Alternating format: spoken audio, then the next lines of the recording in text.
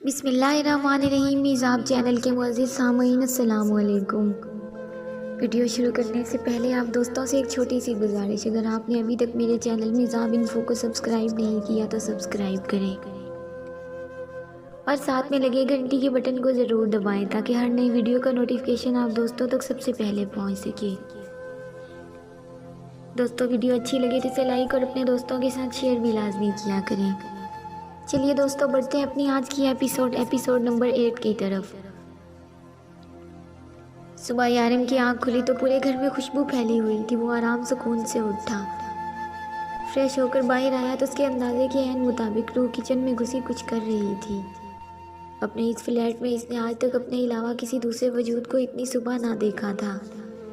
वो शुरू से ही इस तरह से रहता आ रहा था ताकि कोई उसे पहचान ना पाए। ये फ्लैट जिस बिल्डिंग में था वहाँ पर बहुत सारी फैमिलीज रहती थी, जिनमें ज़्यादातर इंडियन और पाकिस्तानी थी। उन सबको यारिम के बारे में कुछ भी पता ना था। अगर किसी को कुछ पता था तो बस इतना कि एक लड़का है जो यहाँ रहता है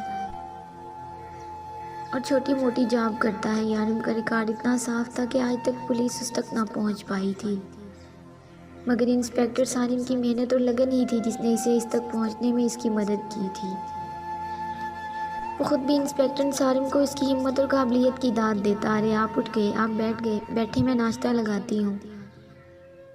वो किचन से बाहर टेबल तक आई तो उसे दरवाजे पर खड़ा देखकर बोली, वैसे मुझे पता नहीं है कि आप सुबह नाश्ते में क्या पसंद करते हैं, लेकिन फिर भी मैंने पराठे बनाए हैं।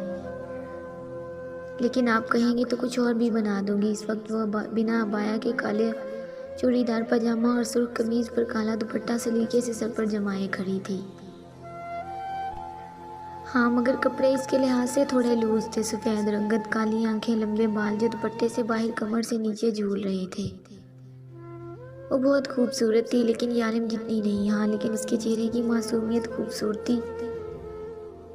खूबसूरती से खूबसूरत इंसान को मात देने के लिए, खूबसूरत से खूबसूरत इंसान को मात देने के लिए काफ़ी थी। नहीं, मैं ये खा लूँगा, थैंक यू मेरे लिए नाश्ता बनाने के लिए, और सॉरी तुम्हें मेरे लिए इतनी जहमत करनी पड़ी। वो खुद भी नहीं जानता था कि वो इतना क्यों बोलने लगा है। वो तो ज़रूरत से ज़्यादा कभी नहीं बोलता था। अरे जहमत कैसी, अब ये सब कुछ मुझे ही तो करना है। सफाई के लिए कौन आता है, मेरा मतलब घर की सफाई कौन करता है। वो खाने के लिए बैठा था जब रूह ने पास बैठकर पूछा, मैं खुद अपने घर के सारे काम करता हूँ। मुझे दूसरे लोगों के लिए किए गए काम पसंद नहीं आते, और दुबई में आसानी से नौकर मिलना भी बहुत मुश्किल है। यहाँ तकरीबन सभी लोग अपने काम खुद करते हैं और खाना भी खुद बनाते हैं। रूह ने हैरान होकर पूछा, ज़्यादातर खुद ही बनाता हूँ, और अगर देर हो जाए तो बाहर से ले आता हूँ। बस इतना कहकर वो नाश्ता करने लगा था, मगर उसे ये नहीं कह पाया कि उसे खामोशी में खाना खाना पसंद है। वो बस इस लड़की को ये नहीं बताना चाहता था कि वो एक डॉन है और ये लड़की गलत एड्रेस पर पहुंची है। लेकिन उसके लिए इस लड़की से बातें करना ज़रूरी तो ना थी। वो क्यों इसे अपनी पर्सनल बातें बता रहा था। रात में उसने जब कहा कि वो दूसरे कमरे में सो जाए तो उसकी उदासी क्यों उससे परेशान कर गई थी। खूबसूरत से खूबसूरत लड़की इसकी ज़िंदगी में आई थी। उसने पलट कर कभी उनकी तरफ देखा भी नहीं। लैला इसकी एक नज़र पे बैठी थी, लेकिन उसने लैला को कभी इतनी अहमियत ना दी थी। लेकिन इस लड़की की सिर्फ उदासी उसे परेशान कर रही थी। वो चाहता था कि जिस तरह से ये लड़की हंसती खेलती यहाँ आई है, इसी तरह से अपने घर पहुंच जाए। हाँ, वो बस उसके साथ कुछ गलत नहीं होने देना चाहता था, उसकी मासूमियत को बर्बाद नहीं होने देना चाहता था। बस यही तो वजह थी। कैसा बना है। अपनी सोचों में वो बैठा आराम से नाश्ता कर रहा था जब अचानक से रूह की आवाज़ बहुत करीब से महसूस हुई। वो एक्साइटेड सी खड़ी उससे पूछ रही थी, अच्छा, बहुत अच्छा। बस इतना सा बोलकर वो फिर से नाश्ता करने में मगन हो गया। मैं आपके लिए रोज़ बनाऊं? एक बार फिर से वो एक्साइटेड सी इससे पूछने लगी थी। रोज़? हाँ, रोज़ बनाऊं। वो क्यों इसे बता नहीं पा रहा था कि वो सिर्फ 1 या 2 दिन उसके साथ रहेगी, फिर तो उसे जाना है अपने घर जहाँ उसका असल शौहर है। मैं अपने काम पर जा रहा हूँ, तुम यहीं रहो, मैं जल्दी वापस आने की कोशिश करूँगा। नाश्ता करके उठकर अपने कमरे में चला गया था वो। उसका इरादा जब तक इस लड़की के घर वालों का मिलना था, इसको यहीं रखने का था। बिल्कुल आम रोज़मर्रा की जॉब करने वाले आदमी की तरह वो तैयार हुआ, जीन्स के ऊपर वाइट शर्ट और गले में टाई और हाथ में ब्रीफ केस पकड़कर घर से निकला और जाने से पहले इसे दरवाज़ा बंद करने का बोल कर गया था। कुछ पता चला उस लड़की के बारे में? उसने खिजर से पूछा था। नहीं, मैं कल से लगा हूँ, लेकिन उस लड़की के बारे में मुझे कुछ समझ नहीं आ रहा। अब फेक आईडी कार्ड पर हम कैसे उसके घर वालों को ढूंढें? और इस लिस्ट का क्या हुआ? शारिफ अपना काम कर रहा है? नहीं, उसने अभी शुरू नहीं किया। वो मेरे साथ उस लड़की के घर वालों को क्या लड़की लड़की लगा रखा है तुम लोगों ने? अपने काम पर ध्यान दो, वो लड़की हमारा काम नहीं है। उसने गुस्से से खिजर की बात काटी थी। हाँ, लेकिन मैं चाहता हूँ कि उसके घर वालों का पता चल जाए तो हम सही सलामत से वापस पहुँचा दें उसे, फिर अपने काम पर ध्यान दें। उसे गुस्से में देखकर खिजर ने वजाहत पेश की थी। उस लड़की से ज़्यादा ज़रूरी काम है हमें। फ़िलहाल अपने काम पर ध्यान दो, उस लड़की पर नहीं। हाँ, लेकिन डेवल 1-2 दिन में ही हम इस लड़की के बारे में सब इन्फॉर्मेशन ढूंढ लेंगे। और खिजर, तुम वो करो जो मैं करने के लिए कह रहा हूँ। फ़िलहाल उस लड़की को एक साइड पे रखो और ज़रूरी काम करो। उसने फिर से खिजर की बात काटी थी। ओके, जैसा तुम कहो। मुझे हाल चेकिंग करनी है। ये सर्च वारंट है, आप चेक कर सकते हैं। ये इस महीने में तीसरी चेकिंग वारंट थी। वो जब भी फारिग होता तो ऐसा ही सर्च वारंट निकलवा कर यहाँ आ जाता। ज़रूर इंस्पेक्टर सारिम, क्यों नहीं, आपका अपना ही हाल है। जब दिल चाहे आए चेकिंग करें। शारिफ ने पूरा दरवाज़ा खोलते हुए कहा। कल ही तो वो जेल से छूट के आया था और पिछले 10 दिन से उसने इससे ज़्यादा इस शख्स की शक्ल देखी थी। और इंस्पेक्टर सारिम, ये वो पहला और आखिरी शख्स था जिसे वो आज की तारीख में नहीं देखना चाहता था।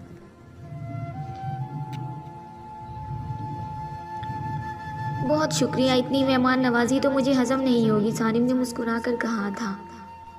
हजम तो करनी पड़ेगी इंस्पेक्टर सारिम, आखिर आपकी मेहमान नवाजी का कर्ज चुकाना है। जेल में इस पर किसी भी किस्म का तशद्दुद ना किए जाने का ऑर्डर था, लेकिन सारिम फिर भी वक्त बेवक्त हाथ साफ करता। अकरम, इंस्पेक्टर साहिब के लिए कुछ खाने पीने को मंगवाओ, ये तो घर के जमाई राजा हो गए हैं जो कभी भी आ टपकते हैं। शारिफ ने सोफे पर बैठते हुए इसके हर दूसरे तीसरे दिन आने पर चोट की। लेकिन वो कहते हैं ना, पुलिस वाले ढीठ मिट्टी के बने होते हैं। सारिम भी उस मिट्टी का बना था। चेकिंग शुरू हो चुकी थी। सारिम के साथ आए पुलिस वालों ने हाल का सत्यानाश कर दिया। ये तो शुक्र था कि डेविल यहाँ नहीं था, वरना गंदगी और बेतरतीबी से उसे नफरत थी। मुझे अंदाज़ा नहीं था कि दुबई के पुलिस वाले इतने जालिम होते हैं। सारिम ने अपने पीछे से नरम सी आवाज़ सुनी। मुड़ के देखा तो पीछे खूबसूरत लेकिन नाजुक सी लड़की खड़ी थी। ये लड़की कौन है? पहले तो इसे तुम लोगों के साथ नहीं देखा, उसने शारिफ से पूछा। इससे क्या पूछ रहे हो? मुझसे पूछिए इंस्पेक्टर साहिब। जितने अच्छे तरीके से मैं आपको बताऊंगी कोई नहीं बता पाएगा। वो सारिम के करीब इसके बाजू में अपना बाजू डालते हुए बोली। हद में रहो लड़की, ये ना हो कि इसी हाथ में हथकड़ी पहना के अंदर कर दूं। उसने एक झटके से अपना बाजू छुड़वाया। हाय जालिम, क्या धमकियां देते हो? दिल करता है खुद ही तुम्हारी जेब से हथकड़ी निकाल कर पहन लो। एक अदा से बोलती हुई उसकी गर्दन में हाथ डालने लगी। इंस्पेक्टर साहिब, मासूम लोगों को नहीं तड़पाते, प्लीज़ पहना देना हमारी मासूमा को हथकड़ी। देखे ना कैसे मिन्नतें कर रही है आपकी। शारिफ ने जैसे इसकी सिफारिश की थी। मासूमा, ज़रूरत से ज़्यादा मासूम है ये। और हथकड़ी तो मैं ज़रूर पहनाऊंगा इसे, लेकिन फ़िलहाल मैं अपना काम करने आया हूँ। अगली बार इनके लिए हथकड़ी ज़रूर लेकर आऊँगा। उसका हाथ अपनी गर्दन से झटकते हुए कहा था उसने। पिंक कलर की पहनोगी? मासूमा ने मासूमियत से आंखें पटपटाई, जबकि मासूमा की बात सुनकर आगे पीछे डेवल के सभी आदमी दबी दबी हंस रहे थे। ये तो शुक्र था कि दुबई की पुलिस को उर्दू नहीं आती थी, जबकि मासूमा अभी भी मोहब्बत पाश नज़रों से उसे घूरे जा रही थी। उसकी नज़रों से तंग आकर सारिम ने पुलिस वालों को चलने का आर्डर दिया। क्या दुबई की पुलिस वाले इतने प्यारे होते हैं? मासूमा अभी तक उस दरवाजे को घूर रही थी जहाँ से सारिम निकला था। ये बंदा शादीशुदा है, एक बच्ची का बाप है। मासूमा की बड़बड़ाहट सुनकर शारिफ तेज़ी से बोला, मगर फिर भी बहुत हैंडसम है। लाइन मारने में कोई बुराई भी नहीं, मुझे तो बहुत प्यारा लगा। मासूमा ने उसकी शादीशुदा होने का कोई असर ना लिया। डेवल से ज़्यादा शारिफ ने पूछा, क्योंकि ऐसा पहली बार हुआ था कि कोई लड़की यारिम को छोड़कर किसी दूसरे आदमी के बारे में बात करे। अरे डेवल सर के साथ वो चुड़ैल हमेशा चिपकी रहती है, इन दोनों में कुछ चल रहा है क्या? मासूमा ने पूछा। हाँ चल रहा है, 6 साल से तो एक तरफा ही चल रहा है। लैला डेवल से मोहब्बत करती है, लेकिन डेवल की नज़र में इसके जज्बात की कोई अहमियत नहीं, शारिफ ने बताया। और करती तो ऐसे है जैसे डेवल सर इसके बॉयफ्रेंड हो। मासूमा को लैला कुछ खास पसंद नहीं आई थी। यारिम के जाने के बाद उसने सारा घर शीशे की तरह चमकाया, एक एक चीज़ को रगड़ रगड़ कर साफ किया। छोटा सा घर था, फटाफट साफ हो गया। उसके बाद किचन में आई और वही अमल किचन में दोहराया। किचन में खाने पीने की हर चीज़ मौजूद थी, लेकिन वो जानती थी इसके शौहर का रास्ता पेट से नहीं बल्कि साफ सफाई से निकलता है। लेकिन वो उसे भूखा भी तो नहीं मार सकती थी, खाने के लिए भी कुछ ना कुछ तो बनाना ही था। बहुत सोच विचार करके इसे दाल चावल ही नजर आए। हद है, मतलब अब मैं अपने शौहर के लिए ज़िंदगी में पहली बार कुछ बनाने जा रही हूँ, तो क्या दाल चावल बना के दूँगी? क्या सोचेंगे वो मेरे बारे में? मुझे कुछ और बनाना नहीं आता। हाँ, तो इनके सोचने से पहले ही मैं बता दूँगी कि मैं ये सब कुछ बना लेती हूँ, लेकिन घर में यही था तो मैंने यही बना दिया। हाँ, ये ठीक है। मैं भी ना पता नहीं क्या क्या सोचती रहती हूँ। अपनी तमाम तर सोचों को एक तरफ रखकर वो खाना बनाने में जुट गई थी। अभी उसने दाल चावल साफ करके ही रखे थे, जो कि पहले से ही साफ थे कि दरवाजे की बेल बजी। हाय, ये कौन आ गया? जो भी आया वो अरबी में बात ना करता हो, उसे तो मेरी कोई बात समझ में नहीं आएगी। चलो, मैं तो फिर इशारों से समझा लूँगी। वो कैसे समझाएगा? ये सब सोचते हुए वो दरवाजे तक आई थी। अस्सलामुअलैकुम, हम आपके पड़ोसी हैं, ये साथ वाले फ्लैट में रहते हैं। एक औरत ने मीठे लहजे में कहा। वालेकुम सलाम। आए, अंदर आए। उसे उम्मीद ना थी कि दुबई में उर्दू में बात करने वाली कोई औरत उसे मिलेगी। बेटा, आपको पहले कभी यहाँ नहीं देखा? वो लड़का जो इस फ्लैट में रहता है, इसको हम अक्सर आते जाते देखते रहते हैं। आप आज ही आई हैं क्या? दूसरी औरत ने उसे सवाल किया। नहीं आंटी, मैं कल आई थी, मैं उनकी बीवी हूँ। शादी के बाद मैं पहली बार यहाँ आई हूँ। उसने फ़ोन पर निकाह वाली बात खुल करके बताया। अच्छा, बहुत अच्छी बात है। बेचारा वैसे भी अकेला रहता था, अब तुम आ गई हो तो उसकी तन्हाई बढ़ जाएगी। वो औरतें उसे बातों में लगा के इधर उधर की बातें बताने लगी और कुछ ही देर में इसे ये भी बता दिया कि बिल्डिंग के कौन से घरों में नहीं जाना, कौन सी औरतें अच्छी हैं और कौन सी औरतें अच्छी नहीं। वो भी सबकी बातों को ऐसे ज़हन नशीन कर रही थी जैसे वो हर किसी के घर में जाने वाली हो। बल्कि तुम ऐसा करना कि कल हम एक पार्टी रखेंगे, इसमें हम बिल्डिंग की इन सब औरतों को बुलाएंगे जिनके साथ तुम उठ बैठ सकती हो। तुम्हारी उम्र की भी लड़कियां होंगी वहाँ। जी आंटी, मेरे शौहर आ जाए, मैं उनसे पूछ कर आऊँगी। हमारी बिल्डिंग में भी शौहर की इजाज़त से आया जाया करोगी। खैर, वो मना तो नहीं करेगा, लेकिन फिर भी तुम पूछ लेना। मगर आना ज़रूर, हम तुम्हारा इंतज़ार करेंगे। और थोड़ी मज़ीद बैठकर वो चली गई थी। या अल्लाह, अब क्या अम्मी और आपी की तरह मेरी भी सहेलियाँ होंगी जो घर आया करेंगी? हाय, कितना मज़ा आएगा। क्या ख़ाब मज़ा आएगा। ये सब तो मुझसे इतनी बड़ी हैं। हाँ, लेकिन इन्होंने ये भी तो कहा कि वहाँ मेरी उम्र की भी लड़कियाँ होंगी। तेज़ तेज़ प्याज काटती वो खुद ही बड़बड़ा रही थी। आज सुबह से ही यारिम लैला के हाथ नहीं लगा था। वो अपने काम निपटाता रहा और लैला बिन पानी की मछली बनी रही थी। उसे सारी रात ये सोचकर नींद नहीं आई कि वो दोनों एक साथ एक फ्लैट में हैं, जबकि ये बात लैला से छुपी हुई नहीं थी कि किसी किस्म की लड़की यारिम को अट्रैक्ट नहीं करती। लेकिन फिर भी यारिम था तो मर्द। ये कैसे हो सकता है कि इतनी खूबसूरत मासूम लड़की उसके पास हो और वो बिल्कुल भी उसमें दिलचस्पी ना ले। लेकिन वो मुझसे ज़्यादा खूबसूरत तो नहीं, मैं क्यों इतनी खौफज़दा हो रही हूँ? वो भी उस लड़की के लिए जिसे सिर्फ डेविल बचाना चाहता है। शायद मैं कुछ ज़्यादा ही सोच रही हूँ। वो लड़की तो वैसे भी कुछ ही दिनों में चली जाएगी। बस इसके घर वालों के बारे में पता लगने की देर है। और वैसे भी वो लड़की शादीशुदा है। डेविल किसी शादीशुदा लड़की में कभी भी दिलचस्पी नहीं लेगा। लेकिन वो लड़की सारा दिन उसके घर पर क्या कर रही होगी? वो साथ साथ तेज़ तेज़ चलती हाल के चक्कर काट रही थी और साथ साथ बड़बड़ा रही थी। चल के देख लेते हैं, शारिफ ने कहा। तुम्हारा मतलब है डेविल के घर चलते हैं? हाँ, मेरा मतलब है डेविल के घर चलते हैं। हम डेविल को कहते हैं कि आज हम चारों साथ डिनर करेंगे और साथ उस लड़की को भी ले लेते हैं। यकीन करो, डेविल का उस लड़की को भूखा मारने का कोई इरादा नहीं होगा। तुम तीनों गाड़ी में बैठो, मैं तब तक उसको लेके आता हूँ, यारिम कहकर जाने लगा। लेकिन लैला भी जल्दी से गाड़ी से बाहर निकली। डेविल न जाने वो लड़की तैयार होने में कितना टाइम लगाए। मेरा ख्याल है हमें भी ऊपर ही इंतज़ार करना चाहिए। ऐसे गाड़ी में बैठे रहना अच्छा नहीं लगता। अपनी बात ख़त्म करके उसने फ़ौरन शारिफ को इशारा किया, जो उसकी हाँ में हाँ मिलाने लगा था। यारिम इनकी बहस सुने बगैर ही आगे निकल गया। वो तीनों भी उसके पीछे ही आए थे।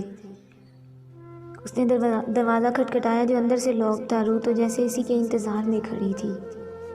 फ़ौरन दरवाज़ा खुल गया। बिना पूछे दरवाज़ा क्यों खोला तुमने? हमारी जगह कोई और भी हो सकता था। आइंदा एहतियात करना। यारिम का लहजा ज़रा सख्त था।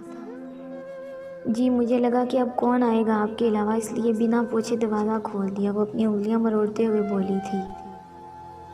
हाँ ठीक है, लेकिन आइंदा एहतियात करना। जल्दी से तैयार हो जाओ, हम बाहर जा रहे हैं डिनर करने। यारिम ने अपने पीछे खड़े बंदों को इतनी भी अहमियत ना दी कि घर के अंदर बुलाए, लेकिन वो इतनी भी मरवत ना थी। खाना तो मैंने बना दिया था, मेरा मतलब है आपने बताया नहीं था कि हम शाम में कहीं बाहर जाने वाले हैं, इसलिए मैंने खाना बना दिया है।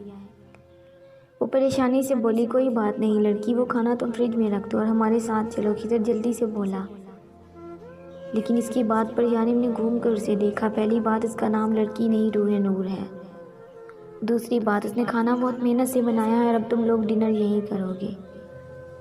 और तीसरी बात, मैं अपनी बात दोहराने का आदी नहीं हूँ। बस इतना कहकर वो अंदर चला गया था और वो तीनों शराफत से उसके कदम के साथ कदम मिलाते अंदर आए और आकर बैठ गए। लैला का तो मानो बस नहीं चल रहा था कि वो कुछ कर बैठे जब तक ये तीनों यहीं रहे। यारिम कमरे से बाहर ना निकला, लेकिन खिजर और शारिफ ने खाने की इतनी तारीफ़ की कि शायद ही कभी ज़िंदगी में किसी ने की हो, जबकि लैला ने अपना मुंह बंद ही रखा था। फिर वो तीनों चले गए तो रूह ने यारिम के कमरे का दरवाज़ा बजाया। वो तीनों चले गए। उसने पूछा था, जी चले गए, अच्छा तुम खाना लगाओ, मैं आ रहा हूँ। ये बात कहने के बाद उसे याद आया था कि वो इसकी असली बीवी नहीं है। जी, वो मैं यही तो बताने आई थी। उसके कमरे के अंदर आ गई। वो लैपटॉप पर काम करने में मसरूफ़ था।